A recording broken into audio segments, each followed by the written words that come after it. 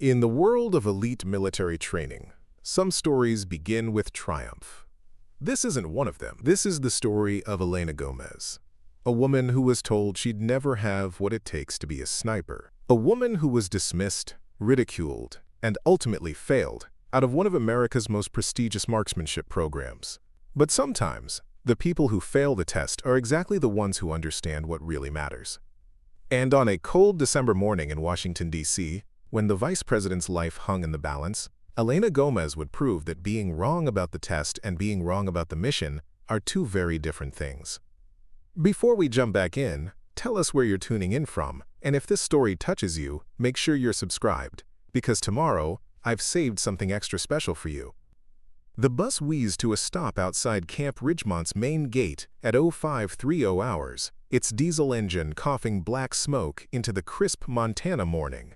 Elena Gomez stepped off carrying a single duffel bag that had seen 3 deployments and a rifle case held together with military-grade duct tape. Around her, 17 other recruits emerged from the transport, their brand-new gear gleaming under the floodlights that illuminated the entrance to the U.S. Army's Advanced Marksmanship Training Center. Elena pulled her worn field jacket tighter against the mountain wind and studied the imposing concrete structure carved into the hillside before her. Camp Ridgemont was legendary, a place where ordinary soldiers were transformed into some of the military's most elite snipers. The selection rate was brutal. Only 3 out of every 20 candidates would graduate. The rest would return to their units carrying the weight of failure and the knowledge that they hadn't measured up to the standard that separated good soldiers from exceptional ones. At 28, Elena was older than most of the fresh-faced recruits surrounding her. While they chattered nervously about the training ahead, comparing their expensive scopes and discussing which military influencers had inspired them to pursue sniper training, Elena remained quiet. She'd learned long ago that the loudest voices in any group were rarely the most competent ones. "Jesus Christ, look at this place," muttered Jake Thompson, a cocky recruit from Alabama whose tactical vest looked like it had never seen dirt. "My dad always said Ridgemont was where they separate the men from the boys." His eyes swept over Elena dismissively. "Guess they're letting anyone try out these days." Elena didn't respond to the obvious slight. She'd spent 8 years in the Army, most of it in logistics and supply chain management, not exactly the glamorous combat roles that typically led to sniper school. Her path here had been unconventional, earned through consistently perfect scores on marksmanship qualification tests, and a recommendation from her commanding officer, who'd noticed her uncanny ability to hit targets that others missed. But looking around at her fellow candidates, Elena realized that her background might be more of a liability than an asset. These weren't supply sergeants who'd impressed someone at the quarterly rifle range. These were infantry soldiers, many with combat deployments, all with the kind of aggressive confidence that came from believing they were destined for elite status. Marcus Chen, a former ranger with arms covered in tactical tattoos, hefted his custom rifle case with obvious pride. "Barrett MRAD, he announced to no one in particular. "Chambered in .338 Lapua. This baby will reach out and touch someone at 1,500 meters." Several recruits gathered around to admire the weapon, discussing grain weights and ballistic coefficients with the enthusiasm of collectors showing off rare finds. Elena's own rifle case drew no such attention. The battered container held her grandfather's Springfield M1A, a semi-automatic rifle that had served him well during his 20-year Army career, but looked positively ancient compared to the modern precision instruments her classmates carried. She'd maintained and modified the rifle herself over the years, learning its quirks and capabilities through thousands of rounds of practice ammunition she'd bought with her own money. "Formation, now!" The voice of Sergeant First Class William Rodriguez cut through the morning air like a blade. The recruits scrambled into something resembling military order, though Elena noticed several of them struggling with the weight of their oversized gear bags. Rodriguez was exactly what Elena had expected from a senior sniper instructor, lean, weathered, with eyes that seemed to catalog every detail of his surroundings simultaneously. His uniform was immaculate, and the sniper badge on his chest was accompanied by enough ribbons to tell the story of a man who'd seen serious combat. "Welcome to Camp Ridgemont," Rodriguez began, his voice carrying easily across the formation without shouting. "You are here because someone, somewhere, believes you have the potential to become one of the Army's premier marksmen. Over the next 8 weeks, we will determine whether that belief was justified or wildly optimistic. Elena felt the familiar mixture of nervousness and determination that had accompanied every major challenge in her military career. She'd worked harder than most people she knew just to get average results, but she'd never quit. Not when her high school guidance counselor suggested she skip college and find a nice secretarial job. Not when her first drill sergeant told her she was too small to be a real soldier. And not when her ex-husband had laughed at her decision to pursue sniper training, calling it a, quote, midlife crisis with a rifle scope. The standards here are not negotiable, Rodriguez continued. Physical fitness, marksmanship proficiency, tactical knowledge, and mental resilience. Fail in any area, and you're gone. No second chances, no participation trophies, no accommodations for hurt feelings. Jake Thompson straightened his shoulders, clearly relishing the challenge. Marcus Chen nodded approvingly, his confidence radiating like heat from asphalt. Around the formation, Elena could see the same expression on most faces. Eager anticipation mixed with the kind of arrogance that came from never having truly failed at anything important. Elena's expression was different. She looked worried, almost out of place among the testosterone-fueled bravado surrounding her. What her classmates couldn't see was that her concern wasn't about her own capabilities. It was about whether the training program would recognize the kind of skills she'd spent years developing. Barracks assignments are posted on the bulletin board, Rodriguez announced. Gear inspection is at 0800, followed by initial assessments. I suggest you use the next 2 hours to get your affairs in order and mentally prepare yourselves for what's coming. As the formation dispersed, Elena found herself walking alone toward the barracks while most of the other recruits formed small groups, already bonding over shared backgrounds and similar equipment. She didn't mind the isolation. She'd learned to find strength in solitude, but she couldn't shake the feeling that her journey here was going to be more difficult than most. The barracks were Spartanly functional. 20 bunks arranged in military precision, with footlockers and wall lockers providing the only personal storage space. Elena chose a bunk near the back, away from the main flow of traffic, and began the methodical process of arranging her gear according to the posted regulations. "Hey, Grandma," Jake Thompson called out as he claimed a bunk near the front of the bay. "You sure you're in the right place? The military spouse support group meets on Thursdays." A few recruits chuckled, but Elena continued organizing her equipment without looking up. She'd heard variations of that joke throughout her career, usually from men who couldn't understand why a woman would choose military service over more traditional paths. "Leave her alone, Thompson," said a quiet voice from across the aisle. Elena looked up to see David Park, a soft-spoken soldier from Oregon who'd been watching the interaction with obvious disapproval. "We're all here for the same reason." Thompson shrugged. "Just saying, this isn't exactly a place for people having second thoughts about their career choices." Elena finally spoke, her voice calm and measured. "I'm not having second thoughts, are you?" The question hung in the air for a moment, and Elena could see Thompson's jaw tighten as he realized she'd turned his mockery back on him. "We'll see who's still here in a week," he muttered, then turned his attention to his gear. Elena resumed her unpacking, pulling out the notebook that had become her constant companion over the years. Its pages contained wind charts, ballistic calculations, range sketches, and thousands of observations about shooting conditions and rifle performance. While her classmates had invested in expensive equipment, Elena had invested in knowledge, the kind that couldn't be bought but had to be earned through patient observation and meticulous record-keeping. As she placed the notebook in her wall locker, Elena caught David Park watching her with curiosity. "That looks like serious preparation," he said quietly. 8 years of range time," Elena replied. "Figured I'd need every advantage I could get." Park nodded respectfully. "Most people think expensive gear makes them better shooters." "Gear helps," Elena said, glancing at her worn rifle case, "but it's not the most important thing." It was a philosophy that would be tested in ways Elena couldn't imagine. In just a few hours, she would face her first formal evaluation, where her unconventional background and modest equipment would be measured against the standards of an institution that prized aggressive confidence and cutting-edge technology. What Elena didn't know was that her approach to marksmanship, methodical, patient, and focused on fundamental principles rather than flashy techniques, would eventually save the life of the second most powerful person in America. But first, she would have to survive a training program designed to eliminate anyone who didn't fit the traditional mold of what a sniper should be. The morning sun climbed higher over the Montana mountains, casting long shadows across Camp Ridgemont's training facilities.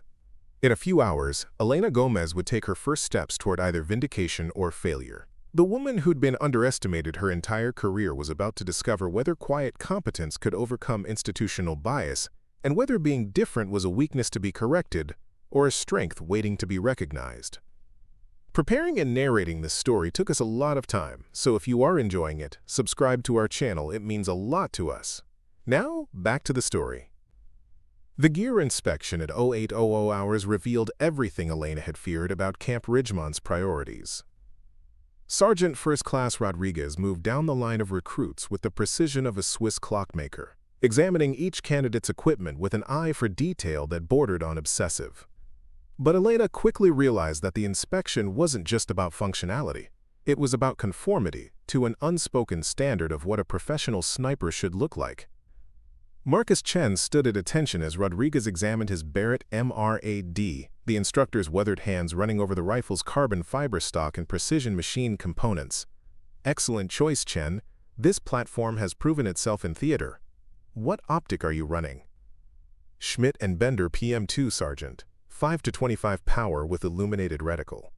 Chen's voice carried the confidence of someone who'd invested serious money in his equipment and expected recognition for it. Rodriguez nodded approvingly. Outstanding glass. That combination should serve you well at extended ranges. He made a note on his clipboard before moving to the next candidate. Jake Thompson's setup drew similar praise. His custom Remington 700 and .300 Winchester Magnum was mounted with a Night Force scope that cost more than Elena's car payment. The rifle stock had been professionally bedded, its trigger tuned to a precise 2-pound pull, and every surface showed the kind of meticulous care that came from either extensive professional customization or unlimited disposable income. Thompson, walk me through your load development, Rodriguez commanded. Hand-loaded 190-grain Sierra Match Kings over 72 grains of H4831 SC powder, Sergeant. Federal 210M primers, Lapua brass sorted by weight and neck turn for consistency. Average velocity is 2,950 feet per second with single-digit standard deviation. Rodriguez's eyebrows raised slightly, the first sign of genuine impressed emotion Elena had seen from the instructor. That's precision ammunition. You do the loading yourself? My father taught me, Sergeant. He was a competitive long-range shooter before joining the service. Said ammunition consistency was the foundation of everything else. Your father was correct. Rodriguez made another positive note before continuing down the line. Elena watched the pattern develop with growing unease. Each recruit who presented expensive, modern equipment received detailed discussions about technical specifications, performance capabilities, and real-world applications.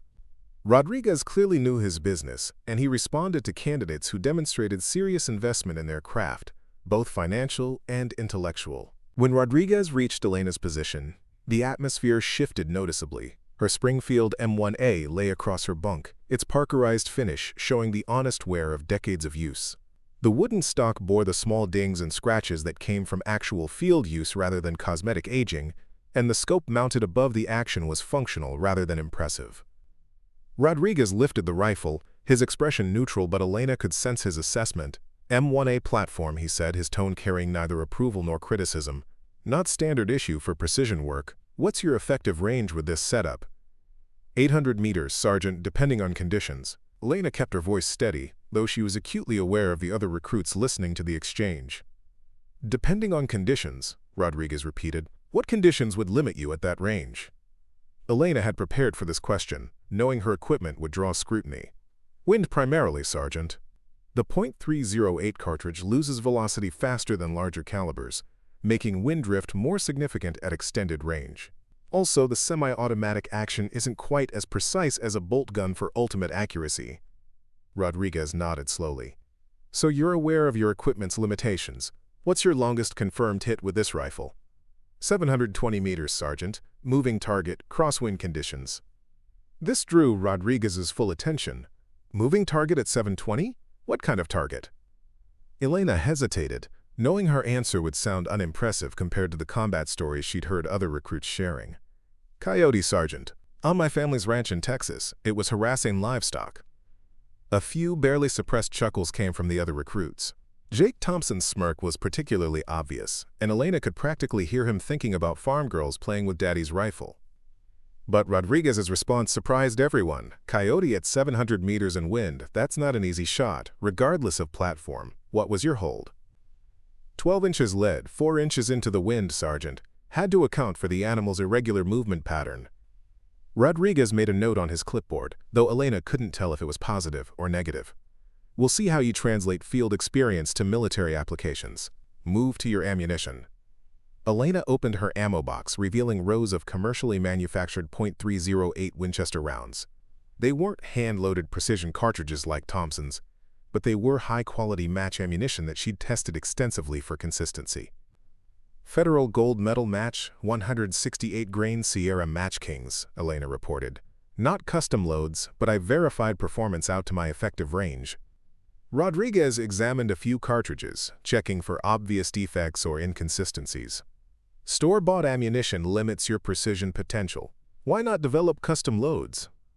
Don't have access to reloading equipment in my current assignment, Sergeant. These rounds group consistently under 1 MOA in my rifle, which meets my accuracy requirements. 1 MOA, Rodriguez mused. What's acceptable accuracy for a sniper, Gomez? The question felt like a test, and Elena could sense the other recruits waiting for her answer. Half MOA or better, Sergeant. But practical accuracy depends on the shooter's ability to read conditions and apply fundamentals consistently. Practical accuracy, Rodriguez repeated. Interesting perspective. Most candidates focus on equipment capability rather than shooter performance. Elena wasn't sure if that was praise or criticism, but she could see the other recruits processing her response with varying degrees of skepticism. To them, she probably sounded like someone making excuses for inferior equipment. Rodriguez completed his examination and moved to her scope. The Leupold Mark IV wasn't the latest model or the most expensive optic on the line, but it was a proven design that had served military snipers for decades. Fixed power? Rodriguez asked, noting the scope's 10x magnification. Yes, Sergeant. Less complexity, fewer failure points. The magnification is sufficient for my effective range. Most precision shooters prefer variable power scopes for versatility. True, Sergeant. But in my experience, most shots are taken at 1 or 2 preferred magnifications anyway. I'd rather have rock-solid reliability than features I might not need. Rodriguez finished his inspection without further comment, making final notes before addressing the entire group. Equipment inspection complete. Your gear tells me several things about your preparation, your priorities, and your understanding of the mission.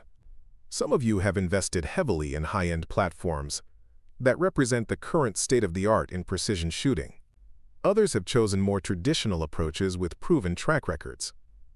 Elena felt every eye in the barracks focused on her, the clear representative of the traditional approach category.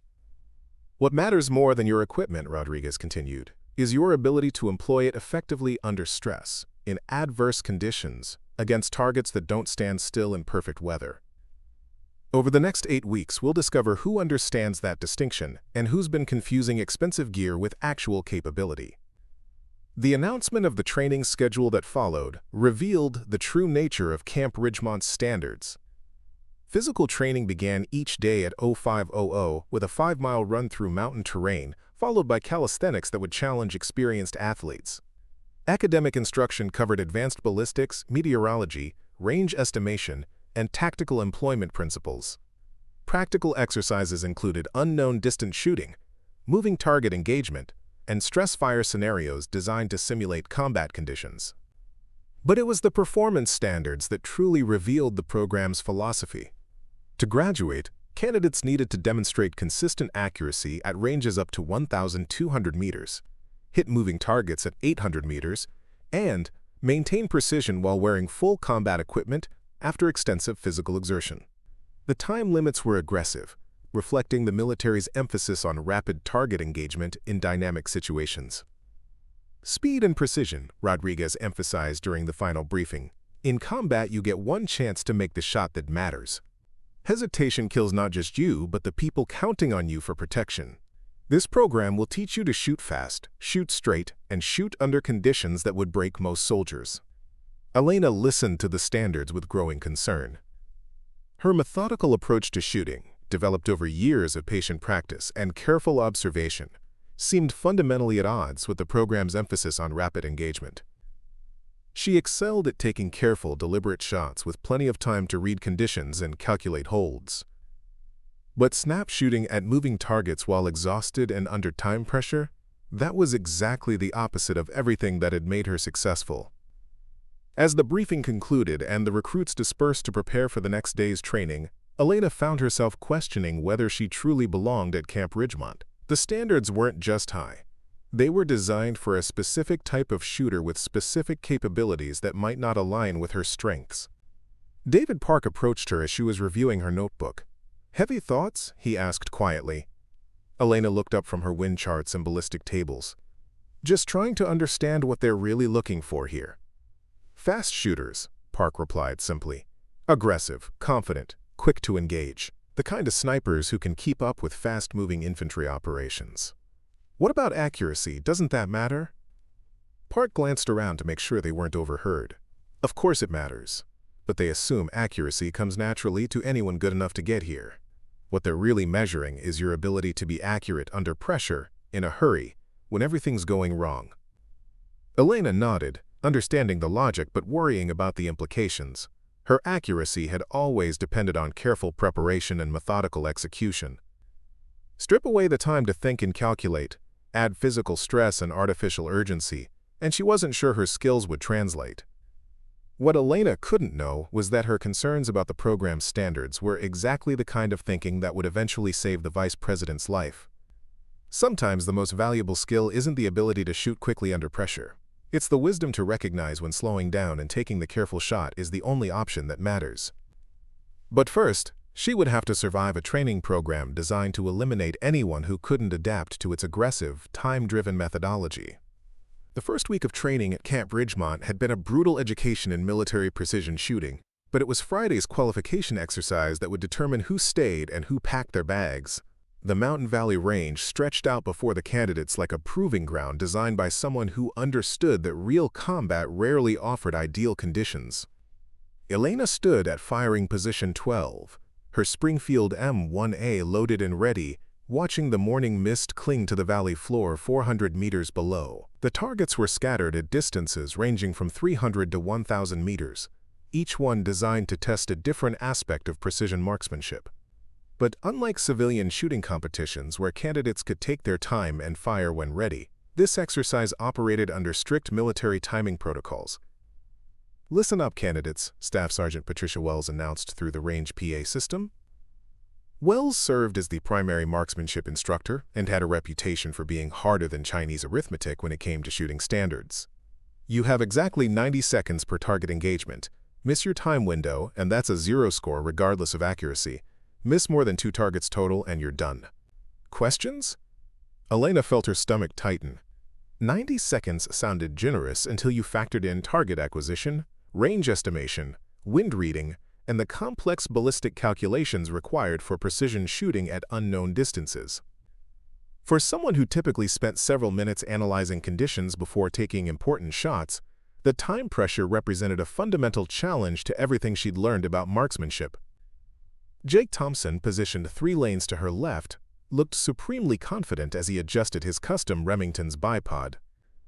His expensive rangefinder was already calculating distances to various target positions, and his ballistic computer was generating firing solutions based on current atmospheric conditions. The technology at his disposal could compress Elena's careful manual calculations into seconds of digital precision. "Shooters, prepare for target sequence alpha," Wells announced. "First target will appear at the 600-meter line in 30 seconds. Good luck." Elena opened her notebook to the wind charts she'd been maintaining since arriving at Camp Ridgemont. The morning conditions showed a steady 8 mph wind from the northwest, but the valley's geography created unpredictable eddies and velocity changes that could throw off even perfect ballistic calculations. She'd spent hours studying how the wind behaved at different ranges, documenting patterns that might give her an edge when time became critical. The first target popped up right on schedule, a silhouette representing an enemy combatant at 600 meters. Elena's rangefinder confirmed the distance as 598 meters, close enough to her pre-calculated data to use her prepared firing solution. She adjusted her scope's elevation turret to the predetermined setting and began reading the wind flags positioned throughout the range. Around her, other candidates were already firing. Marcus Chen's Barrett MRAD barked authoritatively, followed immediately by the sharp crack of Thompson's custom Remington. Elena could hear the metallic ping of successful hits echoing across the valley, but she forced herself to ignore the pressure of competition and focus on her own shot process. Wind at 400 meters showed 6 miles per hour from the left, but the flags at 500 meters indicated an increase to 10 miles per hour, with a slight shift toward a quartering angle. Elena made a quick calculation in her head, roughly 2.5 inches of wind drift, and adjusted her point of aim accordingly. The shot felt perfect when it broke. Elena could see through her scope that the bullet had struck the target's center mass, exactly where she'd intended. But when she checked her stopwatch, her heart sank. 87 seconds. She'd made an excellent shot, but barely within the time limit. "Time," Wells called out. "Cease fire and prepare for target sequence Bravo." The second target appeared at 800 meters, a significantly more challenging engagement that would test both equipment capabilities and shooter skill. Elena's M1A was reaching the edge of its effective range, where even small errors in wind reading or ammunition consistency could result in complete misses. This time she tried to work faster, using her pre-calculated data more aggressively and spending less time on condition analysis. The wind hadn't changed significantly, so her previous reading should still be valid. She dialed in her elevation adjustment and settled behind the rifle, trying to balance speed with the precision required for such a long shot. But as Elena prepared to fire, she noticed something that made her pause. The wind flag at 600 meters had shifted, indicating a change in wind direction that would affect bullet trajectory in the final 200 meters of flight. Her pre-calculated hold would be off by several inches, enough to cause a miss at this distance. Elena could hear other candidates firing around her, the rapid succession of shots indicating they were prioritizing speed over careful condition analysis. She had maybe 20 seconds left in her time window, barely enough to recalculate her wind hold and execute the shot. She made a quick mental adjustment, adding an additional half-minute of windage to compensate for the changed conditions, and squeezed the trigger just as Wells called, "Time." The shot was close. Elena could see dirt kick up near the target's edge, but it was clearly a miss. Her careful analysis had cost her the speed needed to stay within the time limit, and her attempt to rush the final execution had compromised the precision that was her greatest strength. "Gomez, miss on target Bravo," Wells announced with clinical detachment. "1 down, 1 to go." The third target proved to be Elena's undoing. Positioned at 450 meters on an angled slope that complicated range estimation, it required shooters to calculate not just horizontal distance, but elevation angle compensation. Elena's manual methods, so effective for carefully planned shots, simply couldn't keep pace with the rapid analysis required. She missed her time window by 12 seconds, spending too long verifying her angle calculations while other candidates trusted their electronic ballistic computers to provide instant firing solutions. When Wells called time, Elena hadn't even fired, resulting in an automatic 0 score. "Gomez, failure to engage target Charlie within time limit," Wells announced. "That's your second miss. Report to the administration office for out-processing." The words hit Elena like a physical blow. Around her, successful candidates were celebrating their qualifying scores. But Elena sat behind her rifle, processing the reality of her failure. 8 years of preparation, thousands of rounds of practice ammunition, and a lifetime dream had ended because she couldn't adapt her methodical approach to artificial time constraints. Jake Thompson's voice carried clearly across the range as he bragged about his performance. 3 for 3, all center hits.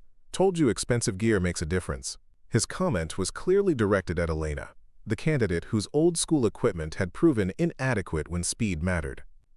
Elena began the mechanical process of clearing her rifle and packing her equipment, trying to maintain military bearing while dealing with the crushing disappointment of failure. She'd known the standards going in, had understood that time limits were part of the challenge, but somehow she'd convinced herself that superior accuracy would compensate for slower execution. David Park approached her position as she was removing her scope. Elena, I'm sorry. That was some really good shooting on the first 2 targets. Good shooting doesn't matter if you can't do it fast enough, Elena replied, her voice flat with disappointment. The 3rd target was a killer, Park continued. Half the candidates missed the angle calculation completely. You were the only one I saw actually working out the geometry. Elena managed a weak smile. Lot of good it did me. Staff Sergeant Wells appeared at Elena's firing position, her expression professional but not unkind. Gomez, pack your gear and report to Captain Morrison's office by 1,400 hours. Transportation back to your home station has been arranged for tomorrow morning. Yes, Sergeant. Elena's voice carried the resignation of someone who'd known this moment was coming, but had hoped against hope she might prove everyone wrong. As Elena walked off the range for the last time, she passed Marcus Chen and Jake Thompson discussing their successful qualification. Their conversation stopped as she approached, replaced by an awkward silence that somehow felt worse than open mockery. Better luck next time, Thompson said, his tone suggesting he didn't believe there would be a next time. Elena nodded politely and continued walking, her rifle case and duffel bag containing everything she'd need to return to her mundane logistics assignment. Behind her, she could hear the other candidates resuming their celebration, already bonding over their shared success and her visible failure. What Elena couldn't know as she walked away from the Mountain Valley Range was that her careful, methodical approach to precision shooting, the very characteristic that had caused her failure at Camp Ridgemont, would eventually prove to be exactly what the situation required when split-second decisions and technological solutions weren't enough. Sometimes being too slow for the test and being too careful for the mission are completely different things. Elena Gomez was about to learn that lesson in the most dramatic way possible. But first, she had to endure the humiliation of being wrong about what kind of sniper the military needed. The woman who'd been dismissed for thinking too much and moving too slowly was destined to face a situation where thinking quickly and moving carefully would make all the difference. But that moment was still months away, and Elena's immediate future held only the bitter taste of failure and the long journey back to anonymity. 3 weeks after her failure at Camp Ridgemont, Elena Gomez found herself stationed at Fort Carson's Supply and Logistics Command, processing requisition forms in a windowless office that smelled perpetually of toner cartridges and industrial coffee. The transition from the mountain air of Montana to the fluorescent-lit monotony of administrative work felt like exile to a different planet. Her new assignment was officially titled Senior Logistics Specialist, but Elena understood it for what it really was, a place for the military to park personnel who demonstrated competence in mundane tasks but lacked the special qualifications for more elite roles. She shared the office with Master Sergeant Tom Brennan, a career logistics officer who'd been managing military supply chains since before Elena had enlisted. "Don't take it personal, Gomez," Brennan had told her on her first day, noticing her obvious disappointment with the assignment. "Everybody's got dreams that don't work out. The trick is finding ways to make yourself useful where you land." Elena had nodded politely, but privately she couldn't shake the feeling that she was wasting skills that might never get another chance to be tested. She'd returned to Fort Carson with her Springfield M1A locked away in her quarters, her precision shooting notebook relegated to a desk drawer, and her confidence thoroughly shaken by the experience at Camp Ridgemont. The work itself was mind-numbing. Elena processed equipment requests, tracked inventory shipments, and coordinated deliveries with the mechanical efficiency of someone whose talents were vastly overqualified for the tasks at hand. But she attacked each responsibility with the same methodical precision she'd once applied to wind calculations and ballistic charts, earning Brennan's appreciation and the grudging respect of her colleagues. "You know what I like about you, Gomez?" Brennan said one afternoon as Elena finished reconciling a particularly complex equipment audit. "You actually read the fine print. Most people just push paper and hope somebody else catches the mistakes." Elena had been reviewing a weapons maintenance contract, cross-referencing specifications with manufacturer standards, and noting discrepancies that could affect performance and safety. It was detailed work that required the same kind of careful analysis she'd used for precision shooting, applied to decidedly less glamorous subjects. "Details matter," Elena replied simply, "especially when people's lives might depend on the equipment working properly." What Elena didn't mention was that her failure at sniper school had taught her something valuable about the importance of understanding systems from the inside out.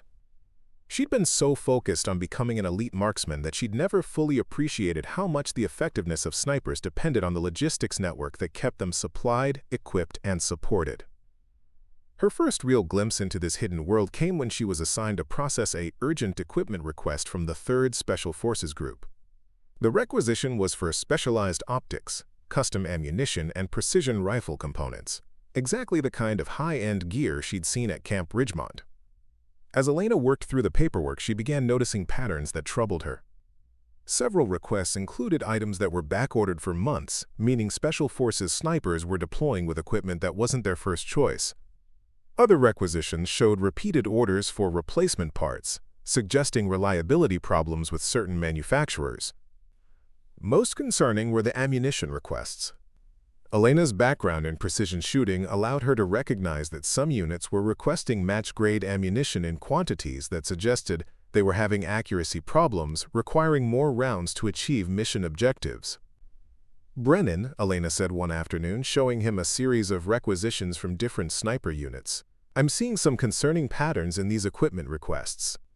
Brennan looked over the paperwork with the tired expression of someone who'd been dealing with military bureaucracy for 2 decades. "Like what?" "Like this," Elena pointed to a specific requisition. "The 75th Ranger Regiment is requesting replacement scopes for the 3rd time this quarter. Same model, same failure pattern, but instead of finding a different supplier, they keep ordering the same problematic equipment." "That's how the system works, Gomez.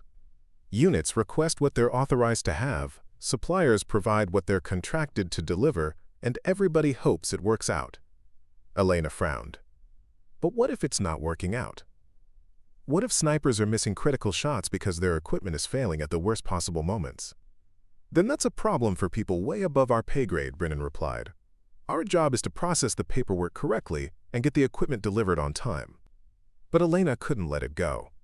Her failure at Camp Ridgemont had been attributed to her inability to work within the system's speed requirements. But what if the system itself had problems that nobody was willing to acknowledge? She began keeping track of patterns in equipment requests, maintenance reports, and after-action reviews that crossed her desk. Working late one evening, Elena discovered something that made her blood run cold. Buried in a routine maintenance report from a deployed sniper team was a reference to a, quote, "mission failure due to equipment malfunction during critical engagement." The sniper's rifle scope had lost 0 during a high-priority target interdiction, resulting in missed shots in a blown operation. Elena cross-referenced the incident with her equipment tracking records and found that the same scope model had been flagged for reliability problems in multiple previous reports. Yet the military continued purchasing and issuing the problematic equipment because it met contract specifications and budgetary requirements.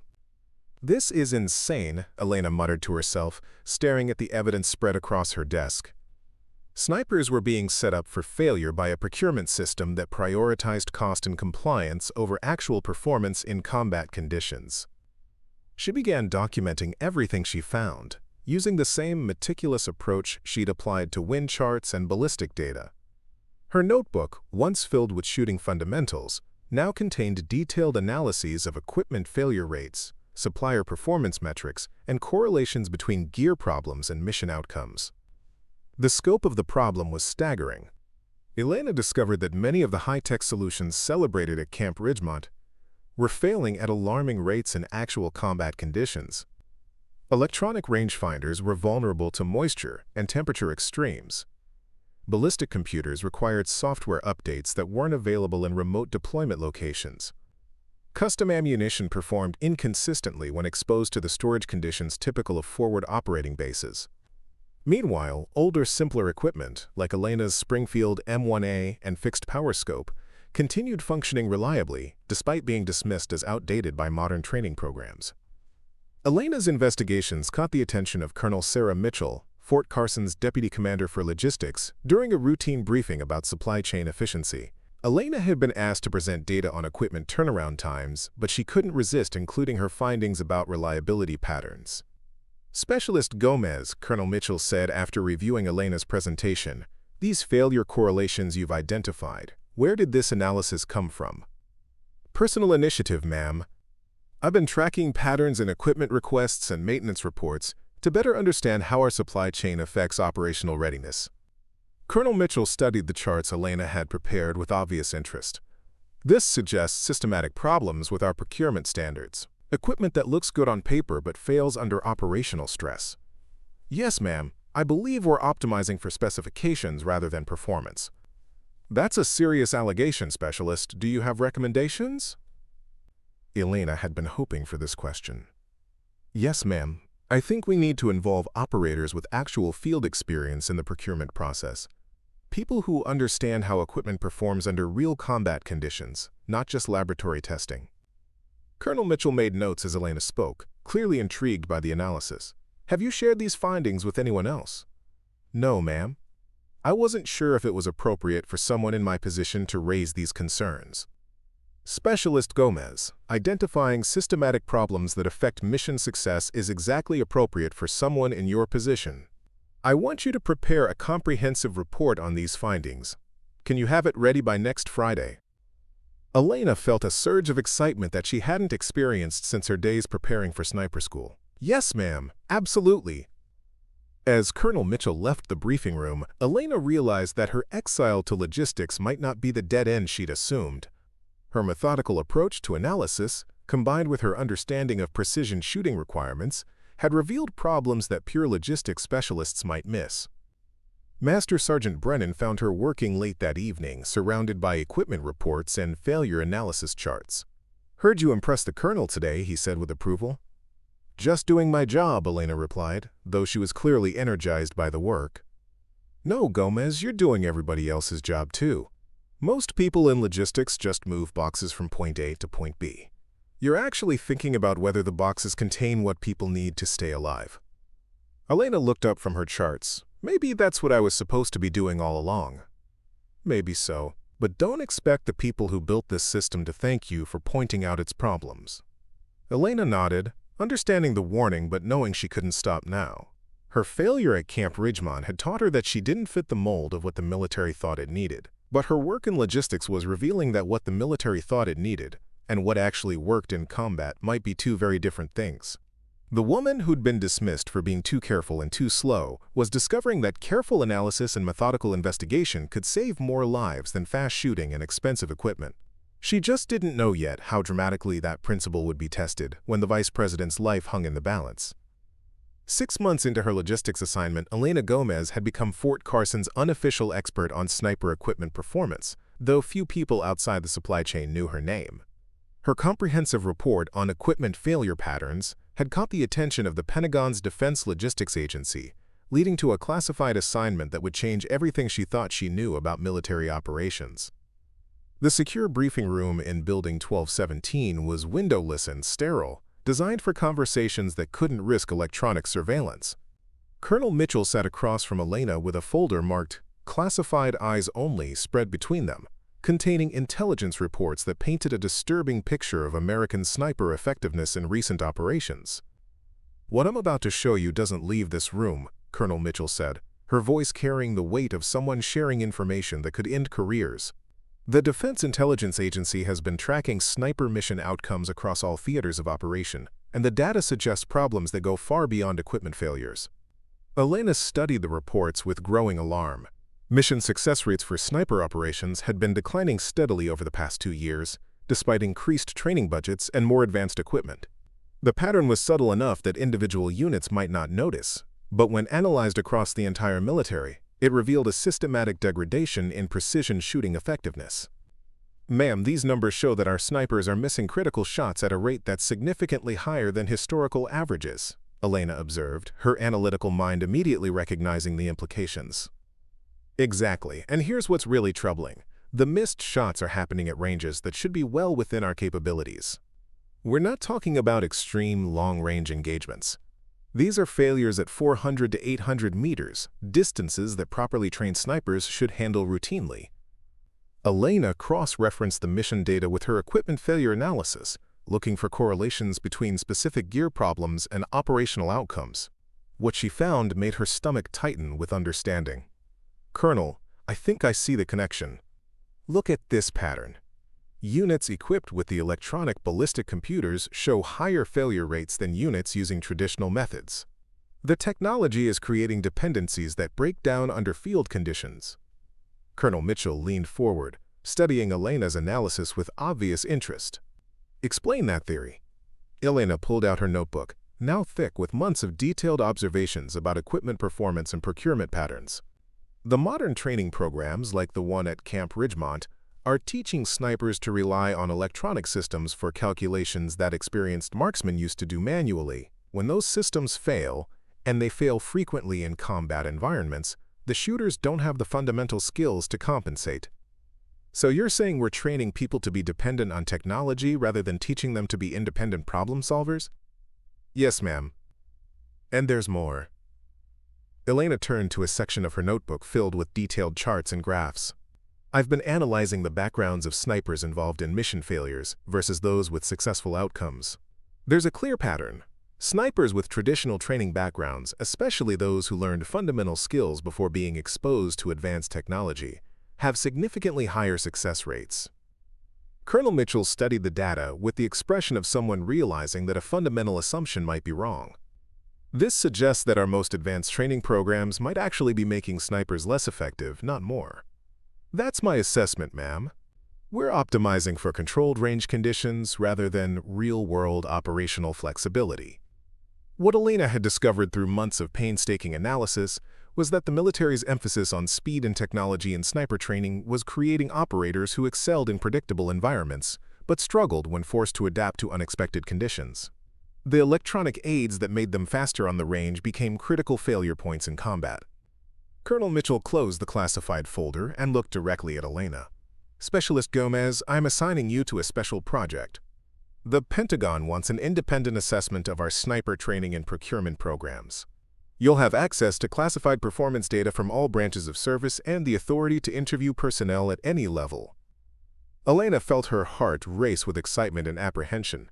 Ma'am, I'm not sure I'm qualified for that level of responsibility. You're the most qualified person I know, Mitchell replied firmly. You understand both the technical aspects of precision shooting and the systematic problems in our supply chain. Most importantly, you're not invested in defending the current system. The special assignment came with a security clearance upgrade and access to information that revealed the full scope of America's sniper effectiveness crisis. Elena spent weeks reviewing classified after-action reports, interviewing Special Forces snipers, and analyzing equipment performance data from deployments around the world. What she discovered was both troubling and validating. The military's most elite snipers were succeeding despite their training, not because of it. Veterans with years of field experience had learned to ignore their electronic aids and fall back on fundamental skills when technology failed. But newer snipers, trained exclusively on modern systems, were struggling to adapt when their equipment malfunctioned. Elena's most significant breakthrough came during an interview with Sergeant Major Robert Hayes, a veteran sniper with 4 combat deployments who'd been quietly questioning the new training methods. The problem isn't the technology itself, Hayes explained during their conversation at Fort Bragg. It's that we're teaching people to trust the technology more than their own judgment. I've seen snipers miss easy shots because their ballistic computer gave them a solution that didn't account for local conditions they could have read with their own eyes. So the technology is making them less observant? Elena asked. Exactly. They're looking at screens instead of reading wind flags. They're trusting calculations instead of understanding the fundamentals that the calculations are based on. Elena documented dozens of similar conversations with experienced snipers who'd identified the same problems but lacked the platform to influence training policy. Their insights validated her analytical findings and provided the human context that made her data compelling. The most damning evidence came from Elena's analysis of sniper performance during a classified operation in Eastern Europe, where electronic jamming had disabled most advanced equipment. Snipers with traditional training backgrounds completed their missions successfully using manual methods, while those dependent on electronic aids experienced a 60% failure rate. Elena's investigation also revealed something that shocked even her. Several training programs had identified these problems years ago, but had been pressured to maintain their technology-focused curricula because of contracts with equipment manufacturers and institutional resistance to admitting that expensive new methods might be inferior to older approaches. Working 18-hour days in her secure office, Elena compiled her findings into a comprehensive assessment that challenged nearly every assumption underlying modern sniper training. Her report, titled, quote, "Precision Under Pressure, A Critical Analysis of Technology Dependence in Military Marksmanship," documented systematic problems that threatened American military effectiveness. But Elena's most important discovery wasn't in the classified reports or interview transcripts. It was in her own experience. Her failure at Camp Ridgemont hadn't been a personal shortcoming. It had been a rejection by a system that had lost sight of what really mattered in precision shooting. The methodical approach that had cost her the speed required for training qualification was exactly the kind of fundamental competence that kept snipers effective when their electronic aids failed. Her insistence on understanding conditions rather than trusting calculations was the difference between mission success and failure in real-world operations. Late one evening, as Elena was finalizing her report, she received an encrypted message that would change everything. The vice president was scheduled to visit Fort Carson in 2 weeks for a ceremony honoring military logistics personnel. The visit would include a demonstration of military capabilities, and Elena had been selected to brief the vice president on supply chain innovations. What the message didn't mention was that intelligence agencies had identified credible threats against the vice president's life, and that the visit to Fort Carson would require the kind of security measures that might put Elena's unique skills to the ultimate test. As Elena saved her final report on sniper training effectiveness, she had no idea that her months of careful analysis and her understanding of both equipment limitations and fundamental marksmanship principles would soon be needed to prevent a national tragedy. The woman who'd been dismissed from sniper school for being too careful and too analytical was about to discover that sometimes being methodical and thorough isn't a weakness. It's exactly what the situation requires when there's no time for second chances and no margin for error. Elena Gomez had spent months proving that the military's approach to precision shooting was fundamentally flawed. In 2 weeks, she would have the opportunity to demonstrate what precision shooting really looked like when everything depended on getting it right the first time. The Pentagon's response to Elena's comprehensive sniper effectiveness report came swiftly and with the kind of institutional force that she should have expected but somehow hadn't prepared for. 3 days after submitting her classified analysis, Elena found herself sitting across from Brigadier General Robert Hawkins, the Army's Director of Training and Doctrine, in a conference room that felt more like an interrogation chamber than a professional meeting. General Hawkins was flanked by Colonel James Patterson from Camp Ridgemont and Major Lisa Chen from the Defense Procurement Agency, representatives of the very systems Elena's report had criticized. The atmosphere was tense enough to cut with a knife, and Elena quickly realized that she wasn't here to receive congratulations for her analytical work. "Specialist Gomez," General Hawkins began, his voice carrying the controlled anger of someone who'd built a career on the programs Elena had just systematically dismantled. "Your report makes some very serious allegations about our training methods and procurement processes." "Yes, sir. The data supports those conclusions."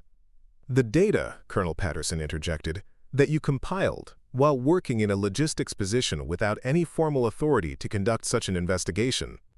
Elena felt the familiar tension of being questioned by authority figures who'd already decided she was wrong. "Sir, I was assigned by Colonel Mitchell to analyze equipment performance patterns. The training effectiveness issues emerged from that analysis." "Colonel Mitchell exceeded her authority," General Hawkins stated flatly, "and you exceeded yours by drawing conclusions about training programs you failed to complete." The words hit Elena like a physical blow. After months of validation and growing confidence in her work, she was suddenly back to being the washout who'd presumed to criticize her betters. "Sir, the mission failure data speaks for itself," Elena said, trying to keep her voice steady. "Sniper effectiveness has declined significantly since implementing technology-dependent training methods." Major Chen leaned forward aggressively. "Are you suggesting that millions of dollars in research and development were wasted? That the most advanced training facilities in the world are producing inferior results?" "I'm suggesting that we're optimizing for the wrong variables, ma'am. Speed and technology dependence don't translate to operational effectiveness." General Hawkins slammed his hand on the table with enough force to make Elena jump. "Specialist, you were dismissed from sniper training because you couldn't meet basic performance standards. What makes you think you're qualified to evaluate programs that have produced some of our most elite operators?" Elena felt 8 months of careful analysis and growing confidence crumble under the weight of institutional authority. These weren't just her superiors.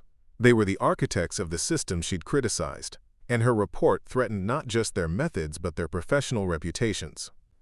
"Sir, I understand that my background raises questions about my credibility, but the data—" "The data," Colonel Patterson interrupted, "has been selectively interpreted by someone with an obvious bias against modern training methods. Your failure at Camp Ridgemont has colored your entire analysis." Elena realized she was trapped in exactly the kind of institutional dynamics that had prevented these problems from being addressed years earlier. Anyone with the expertise to identify the issues was either too invested in the current system to criticize it or, like Elena, too marginalized to be taken seriously. "General," Elena said, making a decision that would either end her career or validate everything she'd discovered. "I request permission to demonstrate the practical applications of my findings." The room fell silent. General Hawkins stared at Elena with the expression of someone who couldn't believe what he'd just heard. "You want to demonstrate what? Exactly?" "Traditional marksmanship methods versus technology-dependent approaches under realistic stress conditions. Put my analysis to a practical test." Major Chen laughed, actually laughed, at Elena's suggestion. "You want to compete against trained snipers? The same woman who couldn't qualify at the basic level? Not compete, ma'am. Demonstrate the principles I've identified under conditions that simulate real operational stress." General Hawkins studied Elena with new interest, though his expression remained skeptical. "What kind of demonstration are you proposing?" Elena took a deep breath, knowing she was about to stake everything on a single gamble. Unknown distance shooting, adverse weather conditions, equipment failures, time pressure, and civilian safety considerations.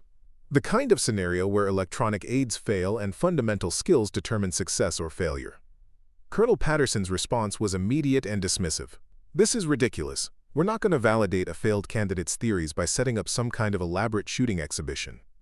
But General Hawkins held up a hand, silencing Patterson's objection. "Actually, Colonel, that's not a bad idea. If Specialist Gomez is so confident in her analysis, let her prove it under conditions that matter." Elena felt her heart racing as she realized the general was actually considering her proposal. This wasn't what she'd expected when she'd made the suggestion. She'd been hoping for a theoretical discussion, not an actual practical test. "Sir, I should clarify that I'm not claiming to be a better shooter than qualified snipers. I'm claiming that traditional methods provide better adaptability when technology fails." "Then prove it," General Hawkins said with finality. "I'll arrange a demonstration scenario that tests exactly those conditions. You'll have the opportunity to validate your theories against current training graduates." Major Chen looked skeptical. "General, with respect, this sets a dangerous precedent. We can't start accommodating every washout who wants to challenge established training methods." "We're not accommodating anyone, Major. We're conducting a practical evaluation of competing methodologies. If Specialist Gomez is wrong, her demonstration will discredit her analysis completely. If she's right." General Hawkins left the implication hanging. Elena realized she'd just committed herself to the most important shooting demonstration of her life, with stakes that went far beyond personal vindication. If she failed, her months of analysis would be dismissed as the bitter complaints of someone who couldn't handle military standards. If she succeeded, she might force the military to reconsider fundamental assumptions about sniper training. "The demonstration will take place in 1 week," General Hawkins announced. "I'll select current Camp Ridgemont graduates to represent the modern approach, and Specialist Gomez will represent traditional methods. The scenario will simulate realistic operational conditions with multiple stress factors."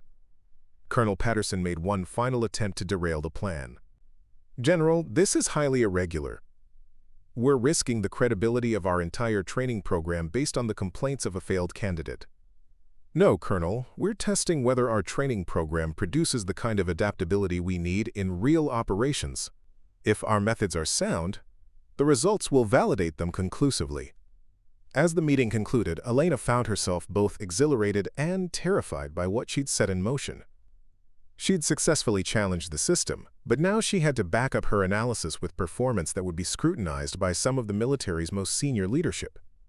Colonel Mitchell found Elena in her office later that afternoon, having heard about the confrontation through military channels that move faster than official communications. "Elena, what the hell did you do in that meeting?" Mitchell asked, though her tone suggested more concern than anger. "I may have just ended my career, ma'am." or validated everything you've been working on for the past 8 months. But Elena, you realize what you're up against. If you fail this demonstration, it won't just discredit your analysis. It'll be used to justify dismissing anyone else who raises similar concerns. Elena nodded, understanding the weight of responsibility she'd accepted. Colonel, I've spent months proving that our approach to sniper training is fundamentally flawed. Now I have the chance to demonstrate what works instead of just criticizing what doesn't. And if your shooting skills aren't up to the challenge?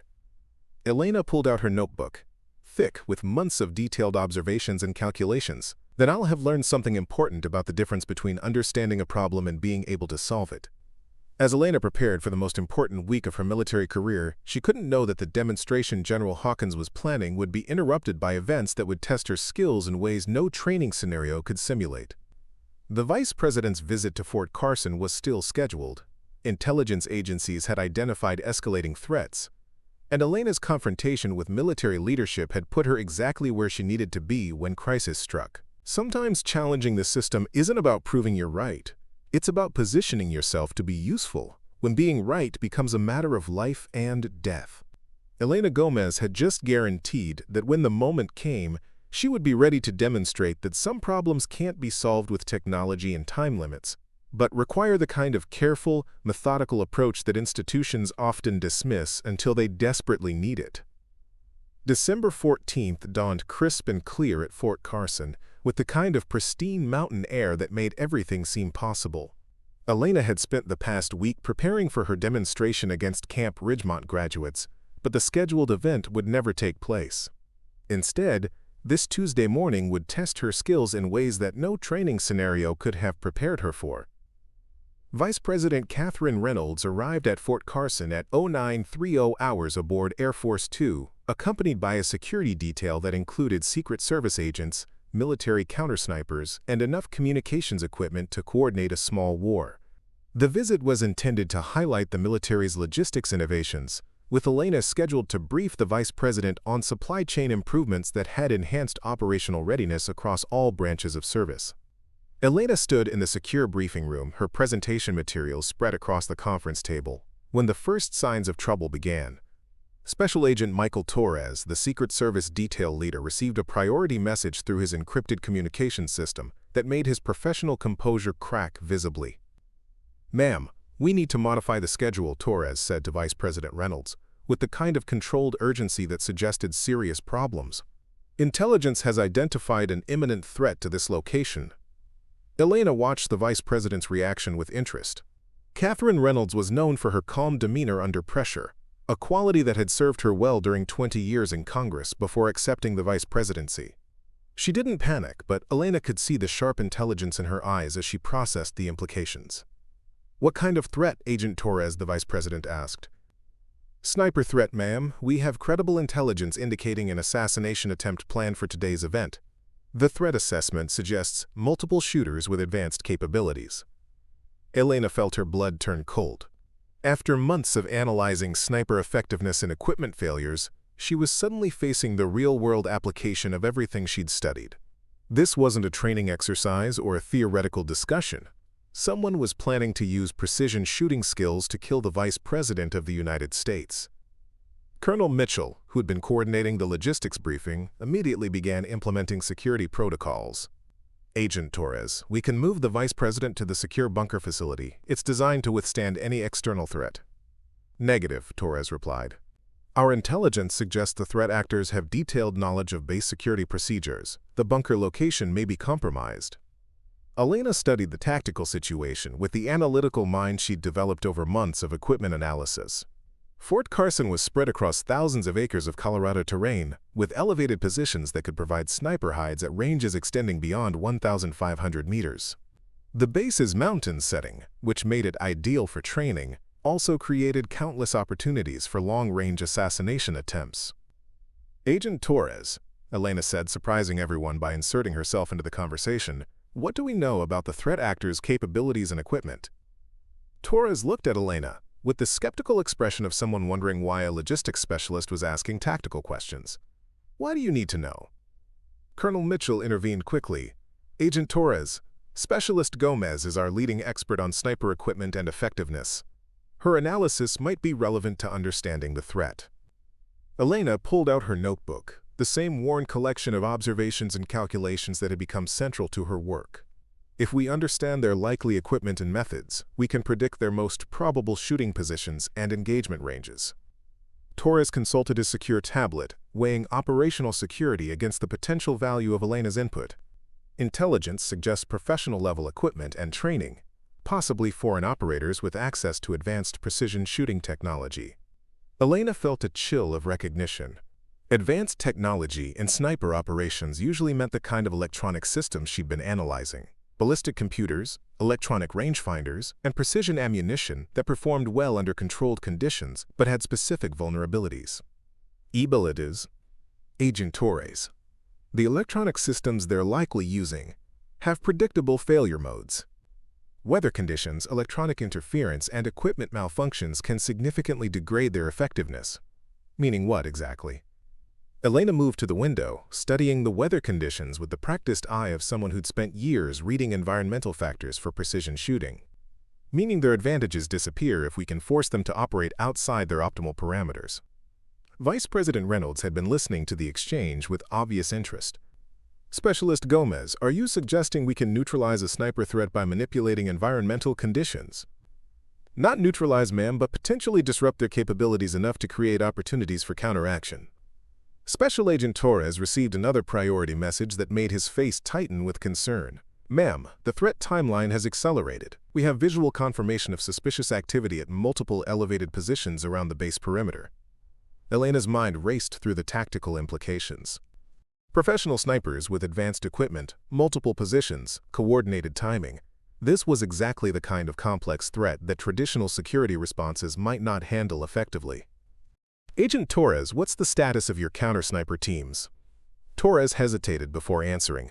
2-man teams at key positions, equipped with standard military precision rifles and electronic support systems. Elena felt her stomach drop. The counter-sniper teams were using exactly the kind of technology-dependent methods she'd been analyzing, facing professional opponents who likely understood those systems' limitations better than the operators using them. Sir, I need to ask, what happens if the electronic systems fail? Do your counter-snipers have backup methods for range estimation and ballistic calculations? The silence that followed answered Elena's question more clearly than words. The military's most elite counter-snipers, like the training programs Elena had criticized, were dependent on technology that could be compromised by professional opponents. Vice President Reynolds looked directly at Elena. Specialist, you seem to understand this threat better than anyone else in the room. What do you recommend? Elena realized she was facing the moment that would define not just her career, but potentially the life of the second most powerful person in America. All of her analysis, all of her criticism of current methods, all of her understanding of precision shooting fundamentals was about to be tested in the most dramatic way possible. Ma'am, I recommend we assume that conventional counter-sniper methods may be compromised. We need backup approaches that don't depend on vulnerable technology. Agent Torres looked skeptical. What kind of backup approaches? Elena opened her notebook to pages of wind charts and ballistic calculations she'd been maintaining for Fort Carson's specific geography and weather patterns. Traditional marksmanship methods that work when technology fails. Manual range estimation, environmental condition analysis, and fundamental shooting skills that can't be jammed or disrupted. Colonel Mitchell understood immediately. Elena, are you suggesting what I think you're suggesting? Elena looked around the room at faces that ranged from skeptical to desperate. The vice president's life was in danger. Conventional security methods might be compromised. And the woman who'd failed sniper training was proposing to serve as a backup counter-sniper, using equipment and methods that everyone had dismissed as outdated. Ma'am, if the electronic systems fail and the primary counter-sniper teams are compromised, someone needs to be prepared to make precision shots using manual methods. I have the training, the equipment, and 8 months of detailed analysis about this specific location.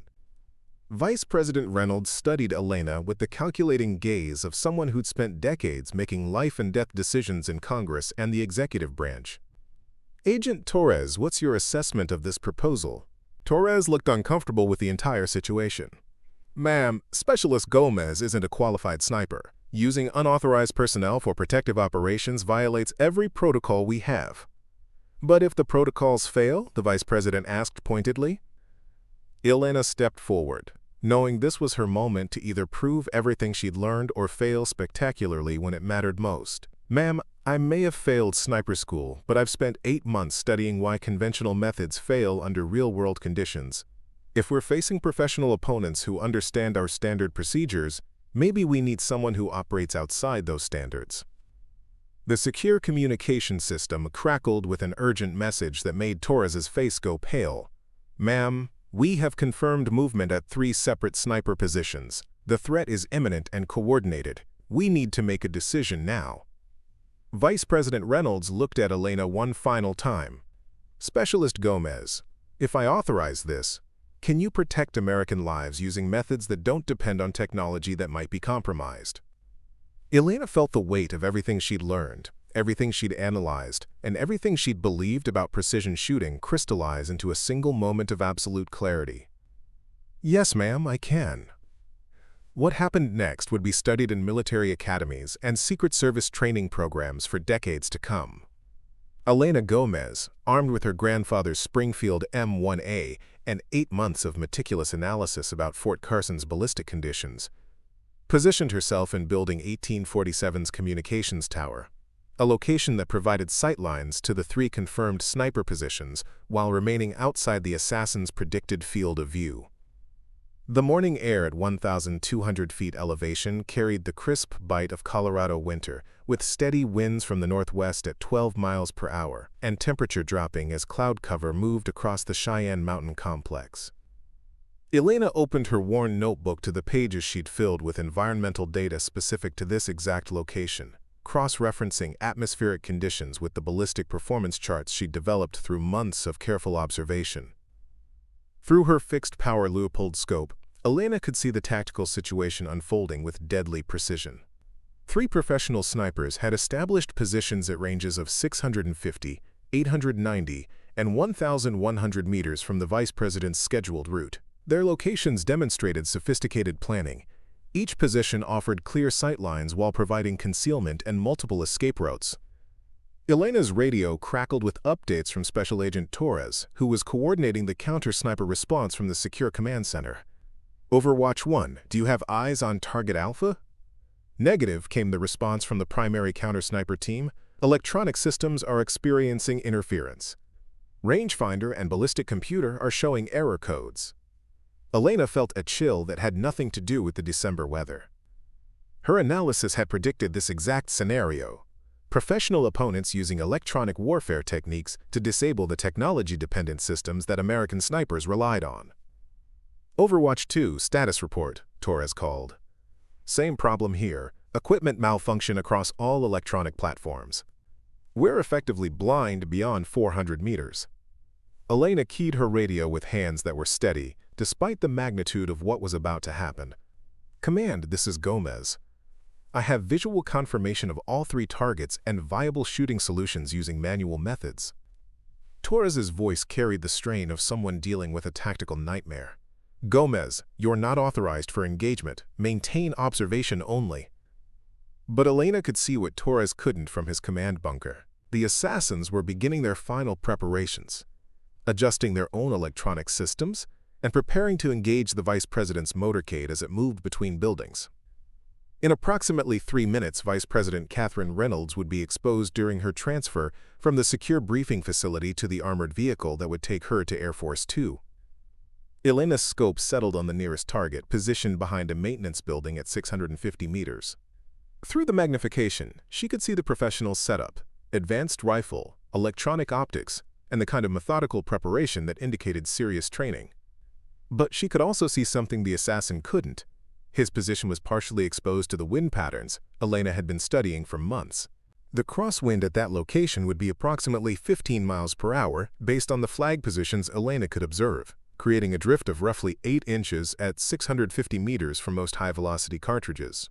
If the assassin's electronic ballistic computer was malfunctioning, he might not account for the local wind variations that Elena's manual observations had documented. Elena's radio erupted with urgent communications. All units, Falcon is moving. Repeat, Falcon is moving to transport.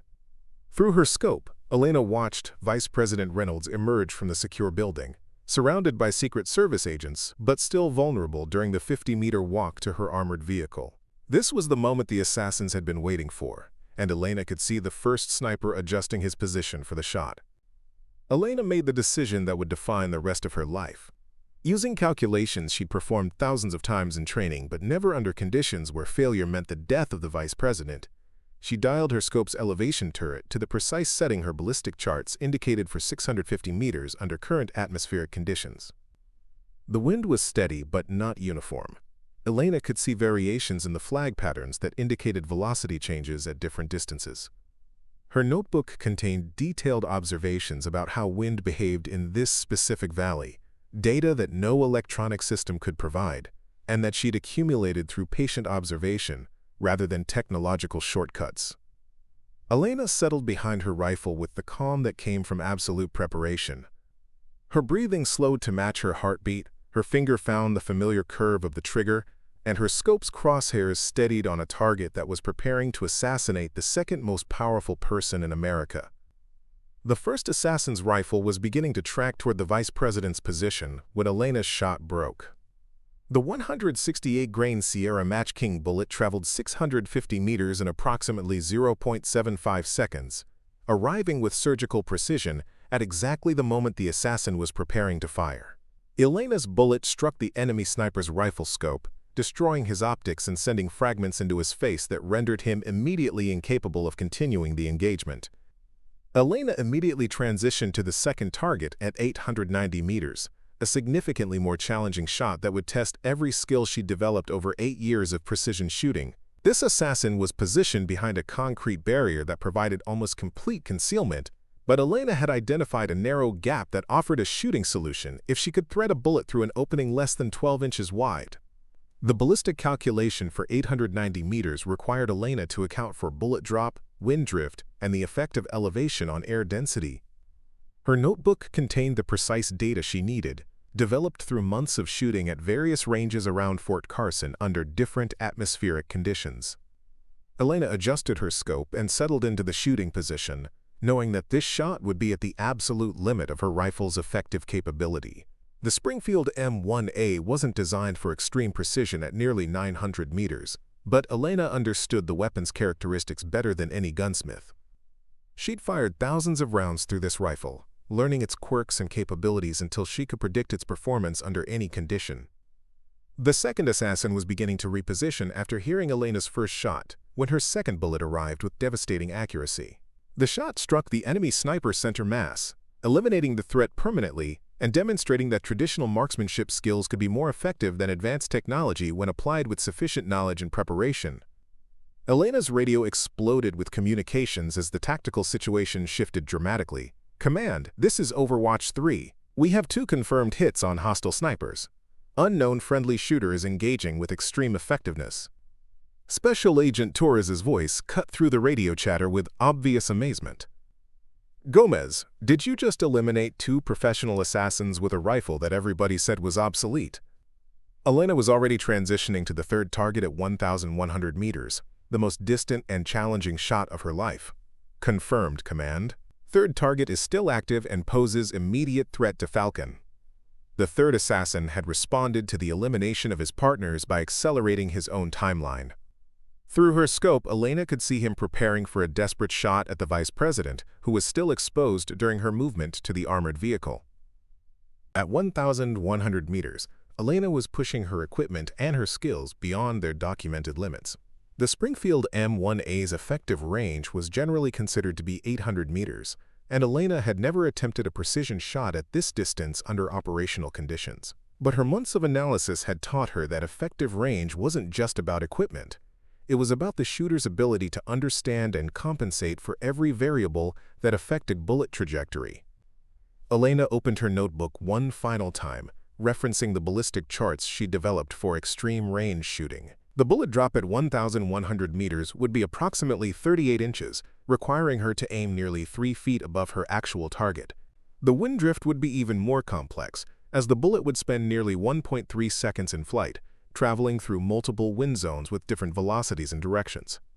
Elena adjusted her scope to its maximum elevation and settled behind the rifle for the shot that would either save the vice president's life or fail spectacularly in front of the nation's senior leadership. Through her scope, she could see the third assassin preparing to fire, his crosshairs settling on Vice President Reynolds as she approached her vehicle. Elena's shot broke at the exact moment the assassin's finger touched his trigger. The bullet's trajectory carried it through 1,100 meters of Colorado mountain air, dropping nearly 3 feet and drifting with the wind, before arriving with precisely calculated accuracy. The shot struck the third assassin in the center of mass, ending the threat permanently and saving the vice president's life with a demonstration of marksmanship that redefined what was possible with traditional equipment and methods. The silence that followed lasted only seconds before Elena's radio erupted with confirmations, congratulations, and requests for status reports. Special Agent Torres's voice carried a tone of professional respect that hadn't been there an hour earlier. "Command to all units, threat neutralized. Falcon is secure. Gomez, report to command for debrief immediately." Elena safed her rifle and began the process of clearing the weapon, her hands steady despite having just performed 3 precision shots that would be analyzed and discussed for years to come. She'd proven everything she'd argued about traditional marksmanship methods, validated her analysis of technology dependence problems, and saved the vice president's life using equipment that everyone had dismissed as obsolete. 6 months later, Elena Gomez stood in the Rose Garden of the White House, wearing the dress blue uniform of a newly promoted staff sergeant, as President Harrison and Vice President Reynolds presented her with the Medal of Valor for actions that had prevented a national tragedy. The Springfield M1A that had been mocked at Camp Ridgemont was now displayed in the Smithsonian Institution as an example of how traditional military skills remained relevant in the age of advanced technology. Elena's comprehensive analysis of sniper training methods had been implemented across all branches of the military, creating programs that balanced technological capabilities with fundamental marksmanship skills. Camp Ridgemont had been restructured to emphasize adaptability and precision under adverse conditions rather than speed under controlled circumstances. But for Elena, the greatest victory wasn't the medals or the policy changes. It was the knowledge that being different, being careful, and being methodical weren't weaknesses to be corrected, but strengths to be cultivated. Sometimes the person who doesn't fit the mold is exactly the person the situation requires. The woman who'd been told she'd never be a sniper had become the standard by which precision shooting was measured. And in a secure briefing room in Colorado, when the vice president's life hung in the balance, Elena Gomez had proven that sometimes the most important shots can't be rushed, can't be computed, and can't be taken by anyone except the person who understands that precision isn't about speed. It's about being right when everything depends on it. Up next, you've got 2 more standout stories right on your screen. If this one hits the mark, you won't want to pass these up. Just click and check them out. And don't forget to like, subscribe, and turn on the notification bell so you don't miss any upload from us.